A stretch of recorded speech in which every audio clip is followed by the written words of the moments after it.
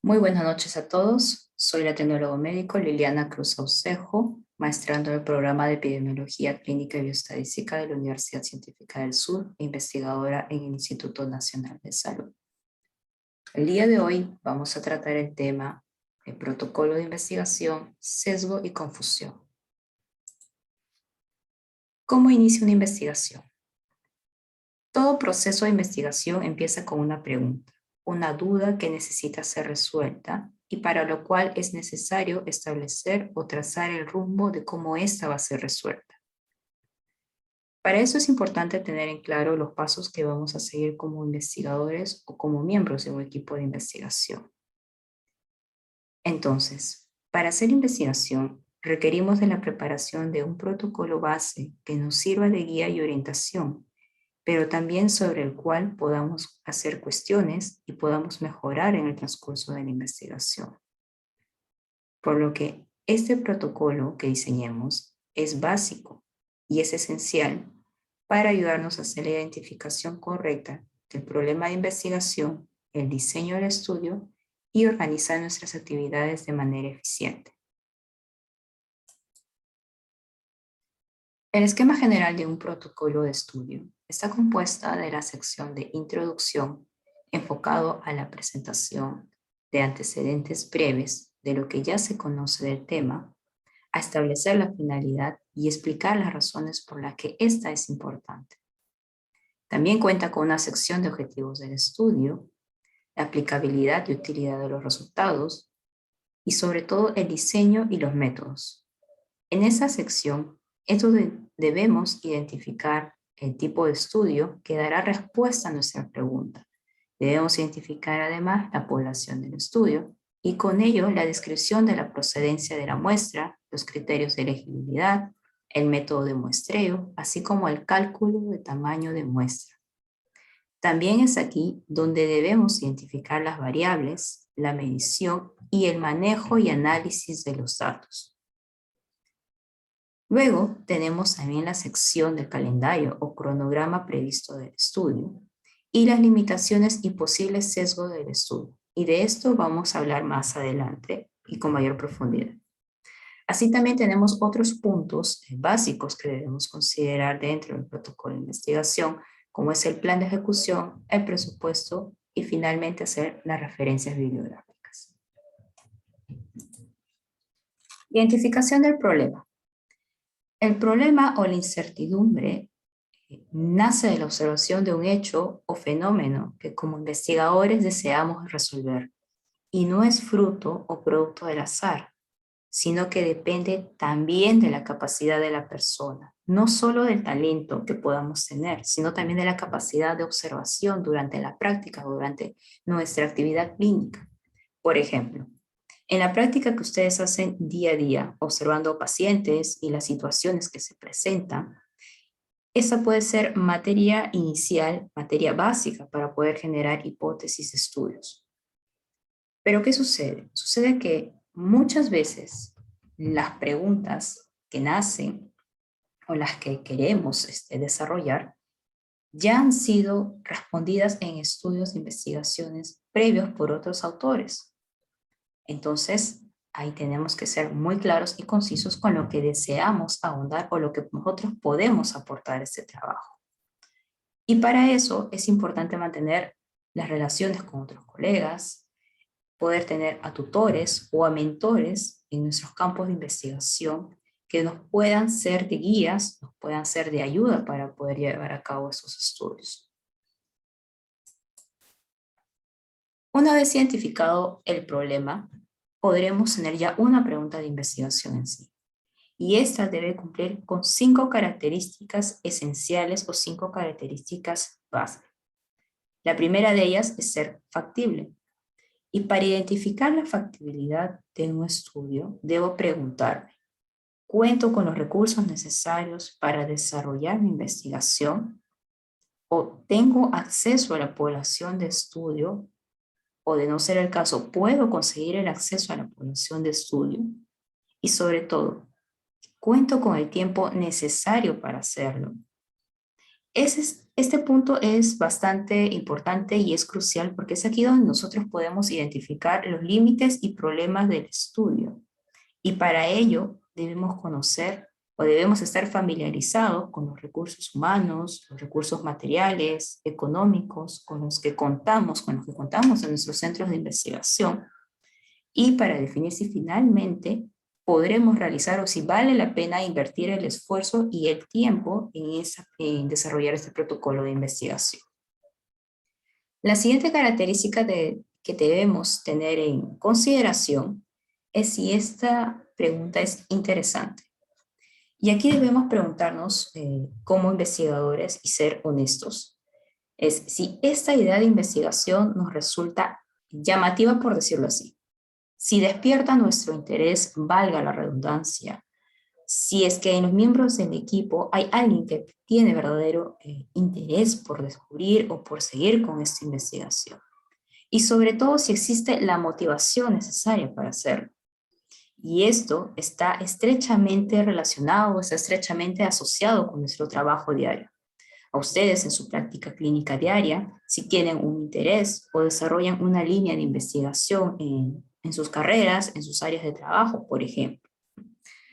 La otra característica que debemos tener en cuenta es si esta pregunta o esta idea de investigación es novedosa.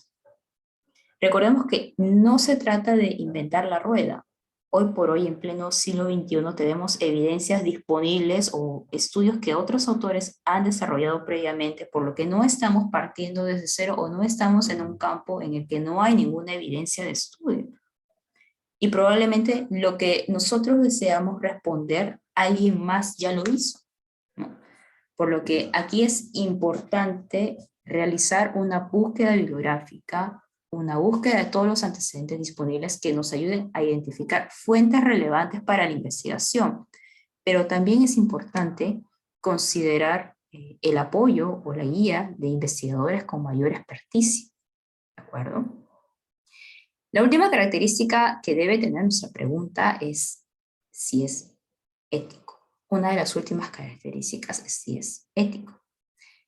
Y esto es muy importante porque la pregunta que nosotros planteemos no debe transgredir las normas y códigos de ética vigentes y no puede dañar a las personas que son parte de la investigación. Un ejemplo conocido es el estudio de Cortez-Tuskegee, Estados Unidos, el cual estudió la historia natural de la sífilis y donde ese estudio vulneró uno de los derechos importantes de los pacientes. En este estudio se dejó sin tratamiento a aquellos pacientes que pertenecían a una minoría étnica, aun cuando ya se disponía de antibióticos, en ese entonces la penicilina, ¿no? Entonces, es claro que no podemos y no debemos dejar sin tratamiento a los pacientes que lo ameriten solo por responder a una curiosidad científica, ¿no? Y es por eso que hoy en día existen los comités de bioética y bioética institucional, justamente para asegurar que la investigación cumpla con los estándares éticos, más allá de si metodológicamente el estudio sea adecuado. Y finalmente, la característica muy importante es de si la investigación es relevante.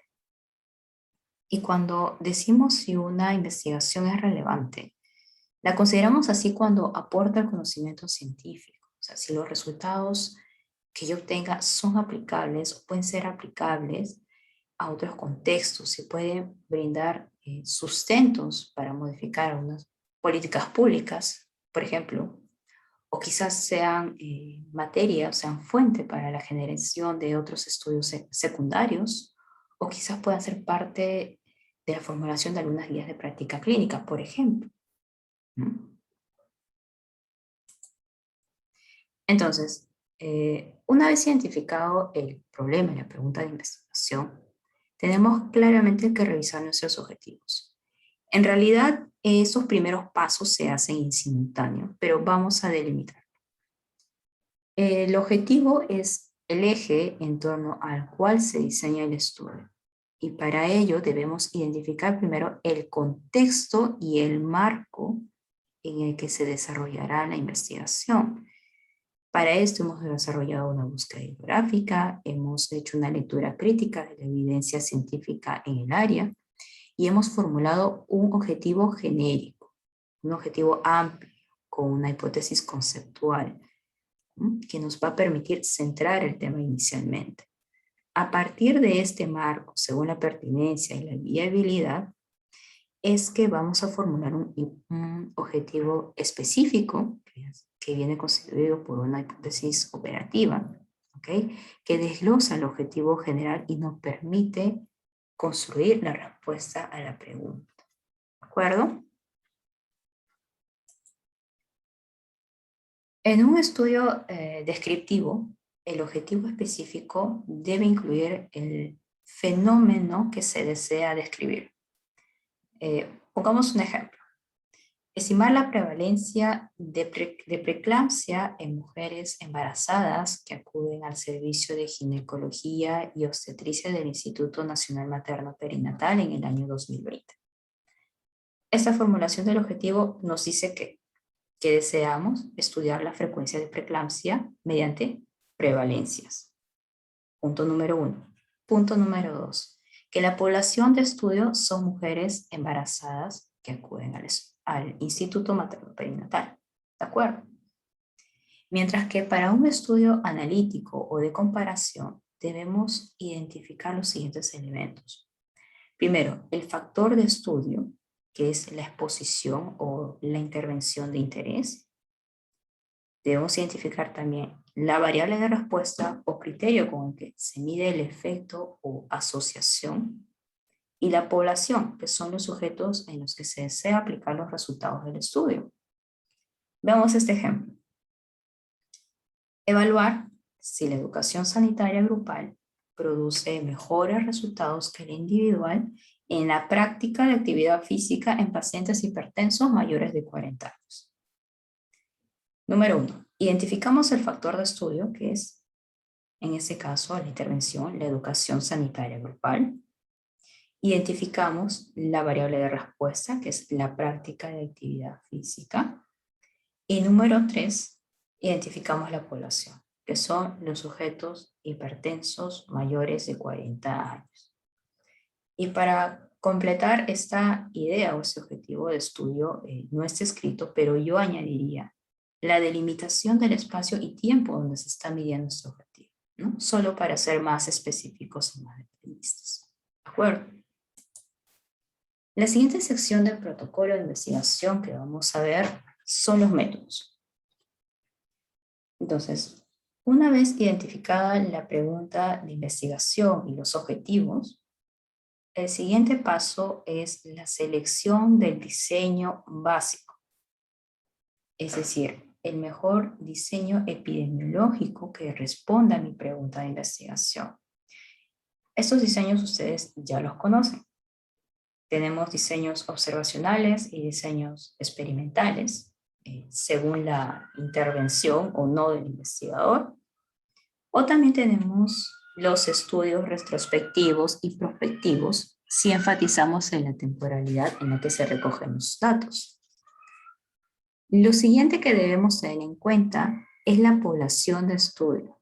Aquí debemos identificar la población diana a la que deseamos generalizar los resultados, así como también debemos describir la forma de obtención de la muestra, sea bajo un muestreo probabilístico o no, la procedencia de los sujetos y sobre todo tener en claro los criterios de elegibilidad. Aquí debemos saber cuáles serán esas características que como investigadores nosotros vamos a aceptar en nuestro estudio, así como aquellas que vamos a excluir. Y finalmente debemos explicar también el tipo de muestreo y el cálculo, ¿de acuerdo? Ahora, a veces puede ser un poco controversial el tipo de muestreo que nosotros podemos seleccionar y muchos dirán que el muestreo probabilístico aleatorizado y sistemático es el mejor. Podemos estar de acuerdo o no, pero no olviden que cada estudio es particular y que ustedes están trabajando con los recursos que tienen, con la disponibilidad de los recursos que tienen en el momento, ¿de acuerdo? Y justamente para eso, en un inicio definíamos la factibilidad del estudio. Entonces, eso también nos ayudará a saber qué estrategia o qué tipo de muestreo también podremos utilizar en nuestro estudio. ¿De acuerdo? ¿Y qué otras consideraciones en la redacción del protocolo de investigación debemos tener? Otro punto bastante importante en el diseño de un protocolo de investigación es el cronograma. Y aquí es importante asegurar que el diseño de nuestro protocolo se enmarque en el desarrollo de procesos de la manera más eficiente posible. Para esto es necesario organizar las tareas de forma cronológica, así como establecer a los responsables. Recuerden que dentro de un equipo de investigación somos varias cabezas que trabajan para conseguir un mismo objetivo. Entonces somos varios responsables, somos varios encargados, ¿de acuerdo? Y cada uno de nosotros debe tener una tarea, debe tener una actividad específica, ¿de acuerdo? Así como que estas actividades también deben ser establecidas en un periodo, en un tiempo, ¿ok? Para hacer más eficiente la construcción de nuestro proyecto, ya sea en meses o sea en semanas, ¿de acuerdo? Pero esto debe ayudarnos a ponernos límites para cada tarea, ¿de acuerdo? Este es un modelo de cronograma o también llamado diagrama de Gantt. Ustedes ya lo conocen, seguramente ya están familiarizados con él, ¿de acuerdo? Pero este es importante que sea elaborado por todo el equipo de investigación, ¿no? Siempre haciendo un previo análisis de los recursos humanos y los recursos materiales a los cuales tenemos acceso. El siguiente componente es la ética o ética en investigación. La ética en investigación tiene dos componentes principales. Primero es la selección y logro de fines moralmente aceptables. Y segundo, el uso de medios moralmente aceptables para alcanzar estos fines. En el primer caso, debemos considerar que lo que no es científicamente correcto es éticamente inaceptable, incluso a pesar del rigor científico que pueda tener un estudio, este no es suficiente. Es decir, aun si mi protocolo es correcto metodológicamente hablando, desde el punto de vista ético, este podría no ser aceptable. Un ejemplo de ello es el estudio Tuskegee, el cual mencioné anteriormente, y otros estudios que se han ido suscitando en la década de los 90, realizados en países en vías de desarrollo, etc. Es así que, producto de estos casos particulares, de estos casos, surgen códigos éticos y normativas legales que regulan las investigaciones en seres humanos y que hoy en día pues tienen dos bases fundamentales, ¿no? Como el Código de Nuremberg y la Declaración de Helsinki del año 64 que se ha ido actualizando continuamente. Abajo les dejo los links para que ustedes lo puedan revisar a profundidad. Pero ¿qué nos dejan de enseñanza estos estudios? ¿Qué nos dejan de enseñanza estos principios éticos? La principal lección que nos dejan es el respeto de los derechos humanos y la búsqueda del beneficio para la población sin perjuicio de la misma.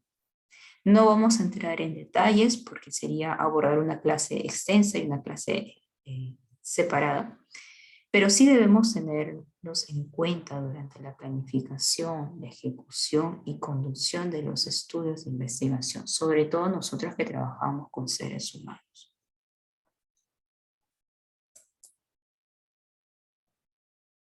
Bien, entonces ahora que conocemos los componentes del protocolo de investigación, debemos conocer qué tipos de error y sesgo podemos encontrar en nuestro estudio. Bien, con los estudios epidemiológicos, nosotros brindamos una respuesta a una pregunta. En el caso de los estudios descriptivos, describimos frecuencias, mientras que en los analíticos intentamos saber la asociación entre un factor y un desenlace o enfermedad. Por ejemplo, la encuesta nacional demográfica en salud o ENDES. Es una encuesta nacional de carácter transversal que es representativa de la población peruana, sujetos mayores de 15 años, seguro muchos de ustedes las conocen. ¿Y qué nos permite esta encuesta? Nos permite conocer la prevalencia de enfermedades y otros valores en salud. Y dentro de su reporte del año 2019, por dar un ejemplo, esta menciona que la prevalencia de hipertensión arterial en sujetos de 15 años a más es de 14.1% en el Perú. La pregunta aquí es, ¿son esos valores reales o es este valor verdadero? Recordemos que esta prevalencia reportada en la ENDES es una estimación hecha a partir de una muestra y por lo tanto esta puede estar sujeta a un error. ¿Y qué tipo de errores podríamos tener en este caso? Podemos tener principalmente dos tipos de errores, el error aleatorio y el error sistemático. El error aleatorio, para Rodman, lo definía como aquella parte de nuestra experiencia que no podemos predecir y que nos va a llevar a hacer estimaciones imprecisas de los resultados. Ese tipo de error es producido por el azar y no lo podemos eliminar, pero a través de los métodos estadísticos podemos cuantificar. En el ejemplo que vemos en el lado derecho tenemos dos dianas o dos ruletas de tiro al blanco. En la primera, todos los tiros están cerca al valor central, mientras que en el segundo los tiros están distanciados, están más dispersos, es decir, son menos precisos. En general, este error se debe a que trabajamos con una muestra y no con toda la población, porque, vamos, seamos realistas, no podemos trabajar con toda una población, requiere muchos recursos. Y es por eso que es importante conocer el tipo de muestra y el proceso de selección del cual proviene. ¿Dónde más encontramos este error? Los encontramos en la medición de las variables debido a las variaciones en el observador o las variaciones biológicas de los sujetos, por ejemplo. Y lamentablemente no podemos eliminar este error, pero sí podemos cuantificar mediante el error estándar y los intervalos de confianza. ¿Y cómo los mejoramos? Los mejoramos a través del procedimiento de muestreo, al aumentar el tamaño de la muestra, disminuyendo también la variabilidad de las mediciones de cada variable, para lo cual también debemos emplear protocolos de medición estrictos, usando instrumentos estandarizados, etc.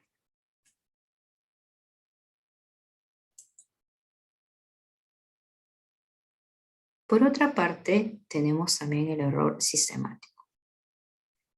El error sistemático es un error que produce de forma constante, es producido de manera constante y en un mismo sentido. Por eso se le llama sistemático. Es decir, puede aumentar o disminuir la prevalencia o la medida de las asociaciones, pero nunca ambas a la vez. Entonces, este error se puede producir en una o varias etapas y van a afectar la validez interna del estudio. En el ejemplo del lado derecho, en las dianas nuevamente, vemos cómo todas las mediciones están desviadas hacia un mismo lado. En la primera diana vemos que estas están sesgadas y no hacia el centro. Este es un error sistemático. Mientras que en la diana de al lado tenemos que hay una falta de precisión. Vemos cómo todos los tiros están por diversos puntos en la diana, ninguno de ellos mantiene un patrón uniforme, ¿de acuerdo? Por lo que aquí vemos una falta de precisión y no sistemática, sino lo que tenemos aquí es un error aleatorio, ¿de acuerdo? Entonces, dependiendo de la etapa donde se van a originar estos sesgos, se han clasificado en dos grandes grupos: los sesgos de selección y los sesgos de información. Entonces, el sesgo de selección es un error sistemático que puede surgir por la forma en la que escogemos a los individuos para un estudio o porque hay pérdidas selectivas de los individuos durante el proceso de seguimiento o identificación del análisis, antes del análisis. Por ejemplo, si quiero evaluar la frecuencia de cáncer uterino en mujeres, es más probable que las mujeres que tengan antecedentes de esta patología o ciertas características asociadas quieran participar, lo que ocasionaría una mayor representación de participantes con la enfermedad. ¿De acuerdo? Vamos a tener una mayor representación de participantes con la enfermedad que hayan sido previamente expuestos. El sesgo de selección, los estudios transversales, vamos a evidenciar ese tipo de sesgo cuando tomamos una muestra por conveniencia y no de forma aleatoria. Por ejemplo, si quisiera conocer el nivel de actitud hacia la investigación en los profesionales de la salud del Instituto Nacional Materno Perinatal, y yo tomo una muestra a partir de este grupo, probablemente obtenga resultados o frecuencias altas respecto a la actitud hacia la investigación, porque probablemente quienes estén participando hoy tengan un mayor interés o tengan mejores hábitos o predisposición hacia la investigación. Y quienes no, pues no estarán presentes. Lo que finalmente conlleva a que obtenga unos resultados sesgados porque las prevalencias que yo obtenga no van a ser representativos de la población del Instituto Nacional Materno. ¿Entendimos?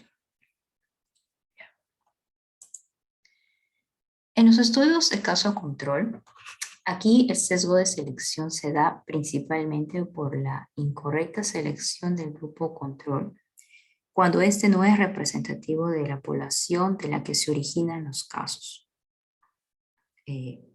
Vamos a dar un ejemplo. Si tomo los casos de cáncer de mama de una clínica particular, vamos a decir, solo por dar un ejemplo, la clínica El Golf, y como grupo control tomo a la población que se atiende en el hospital Rebagliati, estaría introduciendo un sesgo de selección porque la población que se atiende en el hospital Rebagliati no representa a la población que se atiende en la clínica El Golf, a pesar de que ambas estén dentro del departamento de Lima. ¿De acuerdo?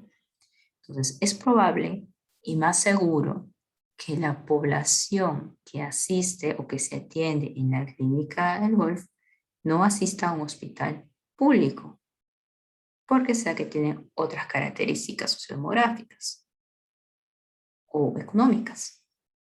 ¿De acuerdo? Tenemos un ejemplo. En este ejercicio tenemos la relación entre exposición y no exposición en un estudio de caso control en la población, ¿de acuerdo? Y vemos la distribución verdadera de la exposición entre los casos y controles. Esto obviamente no lo conocemos, es hipotético, ¿de acuerdo? Pero es la distribución propuesta. Y esta tiene un cociente de probabilidades, un odds ratio de 2, ¿de acuerdo? Si observamos el cuadro inferior de la izquierda, notaremos que cuando diseñamos un estudio de caso control con una adecuada distribución de la exposición, vamos a tener resultados similares a la población o al universo, ¿de acuerdo? Es decir, resultados no sesgados.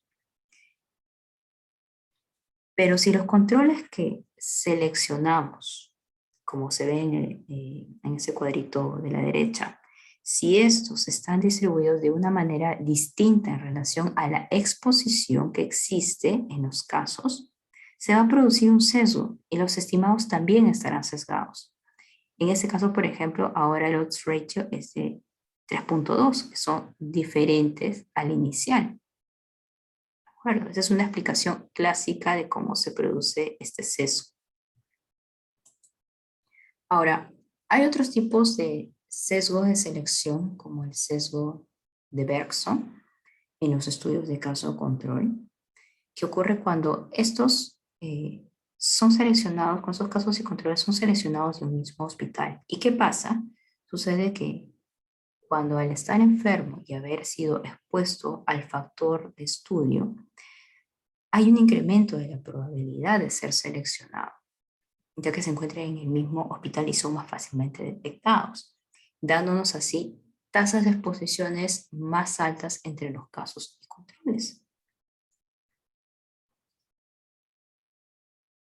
También tenemos el sesgo de autoselección, donde las bajas tasas de respuesta o participaciones se relacionan con la exposición y con el evento. Tenemos adicionalmente el sesgo de vigilancia, que se produce cuando las personas están bajo control médico, bajo una supervisión médica constante, lo cual aumenta su probabilidad de ser considerados como casos. Es decir, aquellas personas que están bajo vigilancia médicas son más rápidamente diagnosticadas a la menor presencia de síntomas y por lo tanto tienen más probabilidades de ser incluidos como casos. Otro sesgo bastante importante es el sesgo de Niemann o Neyman, que es también llamado el sesgo de incidencia-prevalencia. ¿Y cuándo se da ese sesgo? Ese sesgo ocurre cuando la condición en estudio, en nuestra condición de interés, produce la muerte en los sujetos que son afectados por él. ¿De acuerdo? Entonces, por esta razón, los casos prevalentes pueden ser no representativos. Por ejemplo, al diseñar un estudio de caso control y estudiar el cáncer de útero en el hospital, ¿voy a tomar todos los casos incidentes de ese año o solamente los casos prevalentes? Es una pregunta. Aquí el sesgo se produce porque si usamos los casos prevalentes, son los casos que han sobrevivido al periodo y pueden ser de menor gravedad, mientras que si usamos los casos incidentes, tendríamos para trabajar sobre un sujeto de nuevo, es decir, un sujeto que recién presenta nuestra condición de interés, con todas las características de la enfermedad. Es por eso la importancia de definir en el estudio si se trabaja con casos incidentes o casos prevalentes, y para esto hay que considerar las características propias de la enfermedad.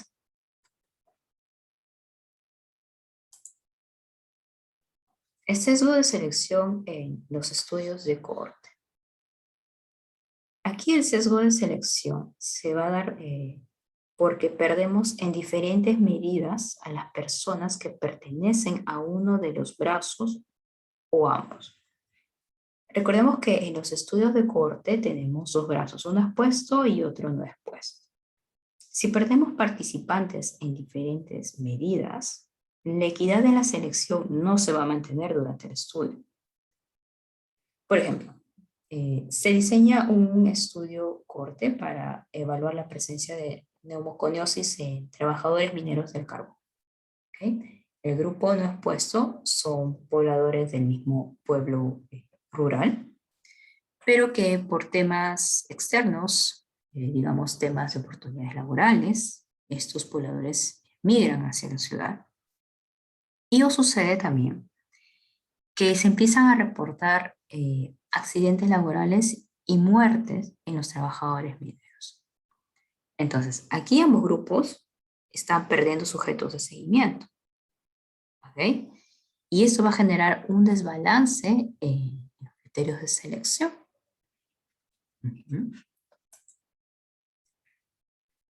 Veamos este ejemplo. En el primer cuadro tenemos un estudio de cohorte con un total de 120 sujetos expuestos y de la misma manera tenemos 120 sujetos no expuestos. En el tiempo observamos que el grupo de expuestos van a enfermar 30 sujetos y el grupo no expuesto 20 de ellos también enferman. ¿De acuerdo? Esto nos va a dar un riesgo relativo de 1.56. Este es un caso hipotético. Ahora veamos qué sucede cuando se da una pérdida desigual en ambos grupos. En el segundo cuadro, los sujetos del grupo expuesto ahora son 100. Tuvimos una pérdida de 20 sujetos comparados con el cuadro inicial. Y en el grupo de no expuestos, perdimos 35 sujetos. ¿De acuerdo? Calculamos nuevamente el riesgo relativo y este ahora nos va a dar un RR de 4. Se ha duplicado prácticamente el riesgo relativo después de las pérdidas. Entonces, ¿cuál es la moraleja de esto? Que es importante que mantengamos las proporciones en el grupo de exposición y la selección para que así podamos evitar esas estimaciones sesgadas. En este caso, habría una sobreestimación de la medida de efecto. Ahora, hay un sesgo adicional que no lo he registrado en esta diapositiva, pero es el sesgo del trabajador sano. Ese sesgo se produce porque comparamos la población trabajadora con población general y esas son distintas. ¿Okay? Y la población general tiene menos comorbilidades y son más sanos, ¿no? En el ejemplo anterior que les di respecto a los trabajadores mineros y la neumoconiosis, si comparamos población no minera con sujetos mineros expuestos, definitivamente estos últimos tendrán mayor presencia de comorbilidades y riesgos, lo cual también es un problema de selección porque no están equiparadas las características.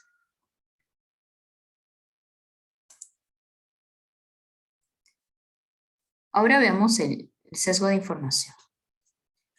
El sesgo de información se produce cuando estamos midiendo la exposición o el evento de interés de manera errónea, sea en los estudios de cohortes o caso control, según el diseño que usemos.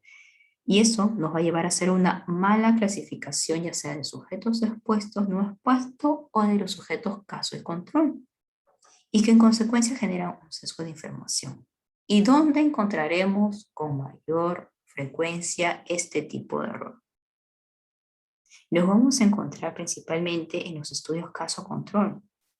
Recuerden que aquí investigamos la exposición y usamos encuestas o registros clínicos. Y si, por ejemplo, en el transcurso de los años los criterios de clasificación son modificados, o por ejemplo, un criterio de laboratorio, una medición de laboratorio no está adecuadamente estandarizado, podría llevarnos a pensar que ciertos sujetos tuvieron una exposición o no aparente, generando una mala clasificación no diferencial entre ambos grupos. Vamos a verlo con un ejemplo. En el estudio de caso control, la clasificación correcta de casos en los expuestos es 50 y en los no expuestos es de 30. ¿Okay? 50 y 30, con un total de 150 sujetos expuestos y 130 sujetos no expuestos, respectivamente. Por lo que si calculamos el cociente de probabilidades, el odds ratio, ese nos va a dar un valor de 1.66. Ahora, vamos a imaginar que el 10% de los casos no expuestos fueron incorrectamente clasificados, fueron mal clasificados. ¿Qué va a pasar? Tenemos igual cantidad de casos, pero en el grupo de no expuestos, 3 de ellos, acá habían 30, recuerda que el 10% de estos estaban mal clasificados, es decir, 3 de ellos estaban mal clasificados. Entonces, 3 de ellos ahora son parte del grupo de expuestos, por lo que tenemos 53 casos expuestos y 27 casos no expuestos. Recalculamos el odds ratio y ahora este es de 1.96. Vemos el cambio, ¿verdad? Casi en 0.3 décimas. Entonces, ¿ha cambiado? Sí. Si es mucho o poco, no lo sabemos, es un caso hipotético, pero en resultados prácticos lo que está ocurriendo aquí en estos resultados es una sobreestimación. Y eso es un error para nosotros. Tenemos también el sesgo de memoria.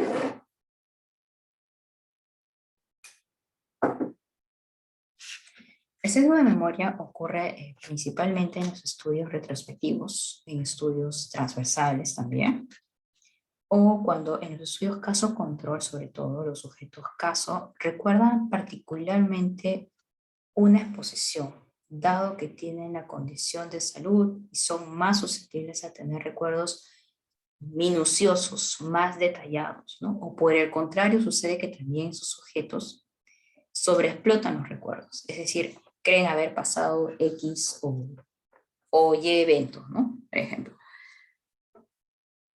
Pongamos un ejemplo. Tenemos un grupo de recién nacidos con retraso severo del desarrollo psicomotor. Y tomamos a otro grupo de recién nacidos del mismo hospital como control. Y al evaluar a las madres y preguntarles sobre la exposición a ciertos químicos nocivos, pesticidas, etc., las madres de los niños que son casos, las madres de los niños que presentan el desarrollo psicomotor severo, reportan eventos de exposición con mayor frecuencia, ¿okay? Siendo más minuciosas en los detalles y recordando cada evento al que fueron sometidas. Mientras que en el caso de las madres de los niños control, estas no refieren mayor detalle o no refieren mayor interés.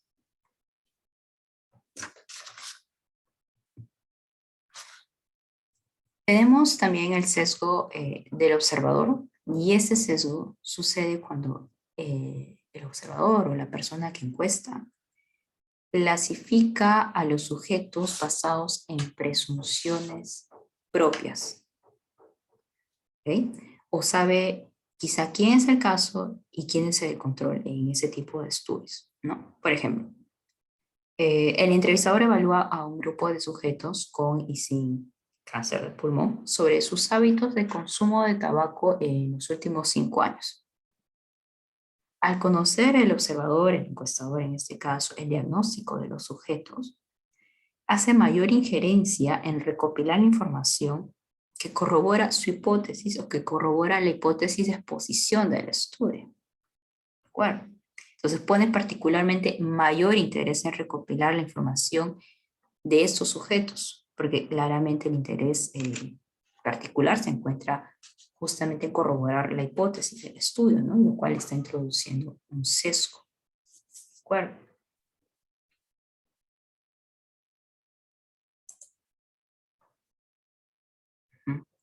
¿Qué tipos de sesgo son más comunes en los estudios observacionales? Bien, hemos visto diferentes tipos de sesgo, pero dentro de estos diversos tipos podemos identificar aquellos que se presentan en los estudios observacionales, aquellos que se presentan en los estudios caso control o en los estudios de corte, ¿no? Por ejemplo, en los casos control, ¿qué sesgos vamos a tener con mayor probabilidad?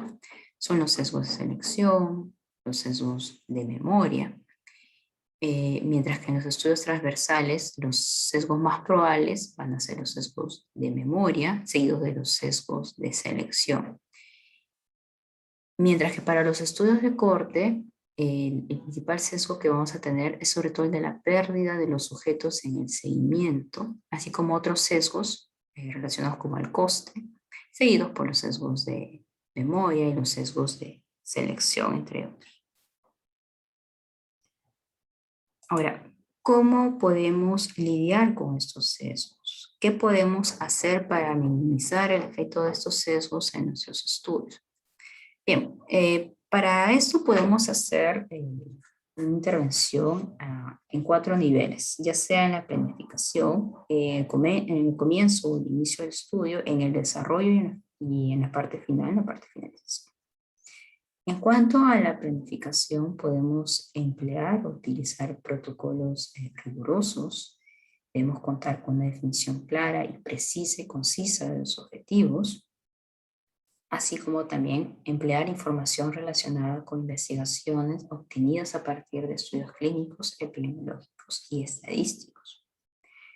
En la etapa de comienzo, podemos determinar ciertos sesgos de muestreo y evitar aquellos que puedan ser evitados. Podemos prevenir el abandono, ¿ok? Y eso podemos hacerlo al aumentar quizás la tasa de participantes que son reclutados en el estudio, ¿no? También podemos minimizar las pérdidas de seguimiento a través de diferentes estrategias. Lo otro que podemos hacer es la asignación aleatoria de los grupos en estudio. Así aseguramos una distribución pareja de las características que puedan ser confusoras. Podemos hacer un enmascaramiento de las mediciones y sobre todo utilizar los instrumentos de medición válidos y confiables. Y eso es bastante importante. Los instrumentos deben ser adaptados al contexto en el cual estamos trabajando. Deben presentar fuentes de evidencia de validez en el contexto de la población en la que trabajamos. ¿De acuerdo? Y otro punto bastante importante es el entrenamiento de los investigadores y sobre todo a los encuestadores, ¿no? Para evitar este sesgo del observador. Ya en el desarrollo podemos detectar incoherencias en las mediciones y en la última etapa podemos hacer correcciones estadísticas de los sesgos y sobre todo interpretar los resultados en función de los sesgos cometidos. No vamos a poder evitar todo, pero sí podemos hacer una interpretación de acuerdo a las limitaciones que hemos tenido en este estudio. ¿De acuerdo? Entonces, ahora vamos a hablar un poco de confusión. Como último tema, vamos a revisar ese concepto de confusión, que para algunos autores es considerado como un sesgo más y para otros no. Y es totalmente válido. Entonces, en el desarrollo de estudios epidemiológicos, en ocasiones, al observar una asociación, nos vemos tentados a inferir una causalidad, cuando en realidad puede que la relación no sea causal. Pero, ¿qué es la confusión? En este diagrama, en el diagrama de la izquierda, observamos que la variable B es resultado de la variable A, o se deriva de esta. Podríamos decir que A es una exposición y B es resultado o el ACO. Pero en el diagrama de la derecha identificamos una tercera variable, que es la variable X, la cual altera esta relación.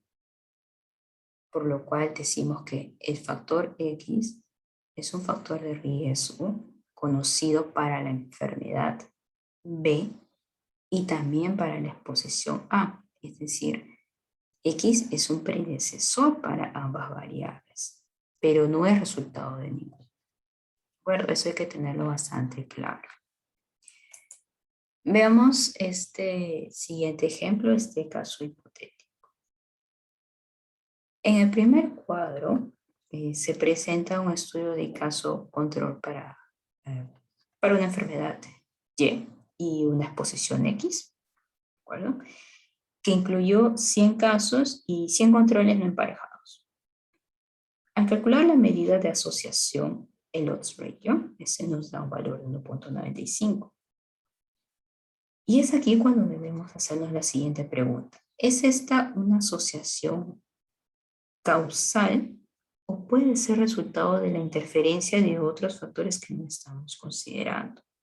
Otros factores como la edad. Es decir, para este ejemplo, ¿es la edad un factor de confusión para esta asociación? Vamos a ver.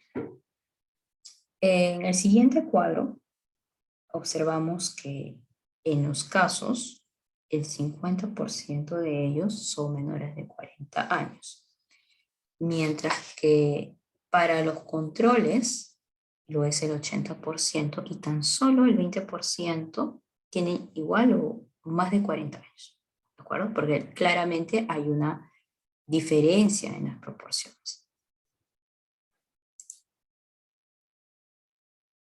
Ahora, en este primer cuadro hemos analizado la relación entre la edad y la exposición de los 200 sujetos estudiados, independientemente de si son casos o controles, y observamos que 130 de estos sujetos son menores de 40 años. Y de ellos, el 10% son sujetos expuestos, es decir, 13. Mientras que 70 sujetos son o tienen mayor o igual a 40 años y el 50% de ellos, o sea, 35, están expuestos. Entonces, la edad está relacionada con la exposición y observamos que los casos son mayores que los controles, lo que nos lleva a plantearnos la siguiente pregunta. ¿La exposición causa la enfermedad o es que esta asociación observada entre la exposición y la enfermedad se debe a un tercer factor, en este caso la edad? Para aclarar esto, hacemos un análisis considerando los estratos de edad y eso se le llama estratificación. Es decir, para dos grupos, los menores de 40 y para los mayores de 40, vamos a calcular nuevamente el odds ratio para cada grupo y vemos que los pacientes más jóvenes tienen un odds ratio de 1, al igual que los mayores. Ambos odds ratios son iguales, por lo que vamos a concluir que la única razón por la que tuvimos un OR de 1.95 en el caso anterior al inicio se debía a que esta diferencia en la distribución, ¿de acuerdo? Entonces, al no controlar la confusión, podemos no identificar diferencias que realmente existen. Podemos observar asociaciones que no son verdaderas y o también podemos sobreestimarlas. Entonces debemos tener bastante en cuenta esas características cuando hablamos de confusión. Y ahora, ya para terminar, ¿cómo podemos nosotros controlar esta confusión? Podemos hacerlo en el diseño mediante la aleatorización. Por ejemplo, en los estudios experimentales, al aleatorizar los sujetos a los grupos, así distribuimos los factores de confusión, las características, pero lo malo es que vamos a necesitar un gran tamaño de muestra. Lo otro que podemos realizar es la restricción, es decir, solo emplear a aquellas personas que poseen las características de interés para ese estudio. Pero esto nos va a limitar al generalizar los resultados. Quizás no podamos hacer una inferencia o nuestro estudio carezca de validez externa. Otra estrategia que podemos emplear es el emparejamiento. Por ejemplo, si yo sé que la edad es un factor confusor, buscaré, hablando de estudios de caso control, buscaré que tanto el caso y el control tengan la misma característica, en ese caso la misma edad. Es decir, los voy a emparejar o hacer el matching, ¿de acuerdo?